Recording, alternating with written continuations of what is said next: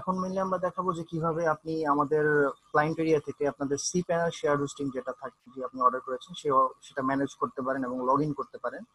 তো প্রথমে আপনাকে আমাদের hostwebsite.com এ ঢুকে লগ ইন করতে হবে। লগ ইন করার পর আপনাকে এরকম একটা ড্যাশবোর্ড আপনাকে দেওয়া হবে, বা ড্যাশবোর্ড আপনার সামনে শো করবে।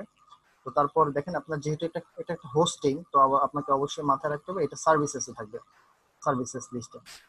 ডোমেইন থাকলে ডোমেইন লিস্টে থাকবে। তো আমি এখান থেকে মাই সার্ভিসেসে যেতে পারি, অথবা এখান থেকে সার্ভিসেস টু সার্ভিসেস যেটা অ্যাক্টিভ আছে সেটাতে ক্লিক করতে পারি।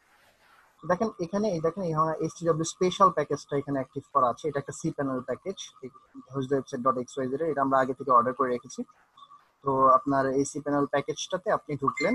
যেহেতু আপনি এটাই যদি যখন কিনে থাকেন, আপনি যে প্যাকেজটা, আপনি যদি একাধিক ডোমেইনের জন্য হোস্টিং একাধিক কিনে থাকেন, তো সেক্ষেত্রে আপনার এখানে সব লিস্ট গুলো থাকবে। আপনি যেটা চেঞ্জ করতে চান সেটাতে জাস্ট ক্লিক করবেন। যেমন আমি HTML স্পেশালে ক্লিক করলাম।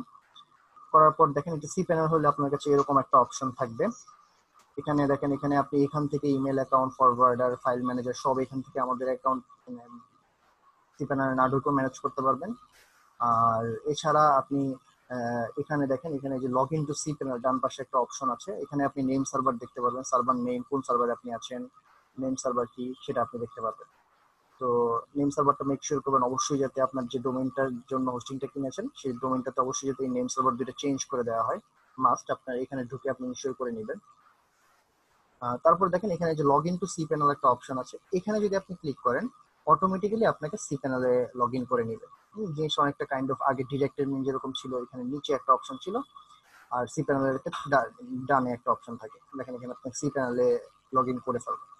এবং আপনি চাইলে ওয়েব মেইলে যদি লগ ইন করতে চান, আপনি এখানে log in to web mail দিলে আপনাকে ওয়েব মেইলে নিয়ে যাবে। আপনি ইউজার নেম পাসওয়ার্ড দিয়ে আপনি ওয়েব মেইলে লগ ইন করতে পারবেন। তো ওয়েব মেইলের ইউজার নেম পাসওয়ার্ড কোথায় পাবেন সেটা একটা কোশ্চেন থাকতে পারে। এটা cPanel থেকে আপনার আগে মেইলটা ক্রিয়েট করে নিতে হবে। cPanel যেমন এখানে যে যদি আমি মেইল, ওয়েব মেইল কথাটা লিখি, বা মেইল ইমেল কথাটা লিখি, দেখেন এখানে ইমেল অ্যাকাউন্ট ক্রিয়েট করার অপশন আছে। এখান থেকে আপনি আপনার ইমেলটা ক্রিয়েট করে তারপর ওয়েব মেইলে যাবেন। তো এইভাবে আপনি ডাইরেক্ট ওয়ান ক্লিকের মাধ্যমে লগ ইন টু cPanel দিয়ে সেটা ক্রিয়েট করতে পারেন, অথবা আপনার ইমেল হিস্টোরি থেকে চেক করে নিতে পারেন, যেটা ডিরেক্টেড বিন আমরা যেভাবে করেছি। বা এখান থেকে আপনি আপনার ইমেল চেক করতে পারেন, কারণ প্রত্যেকটি আমরা একটা ইমেল সেন্ড করে দেই।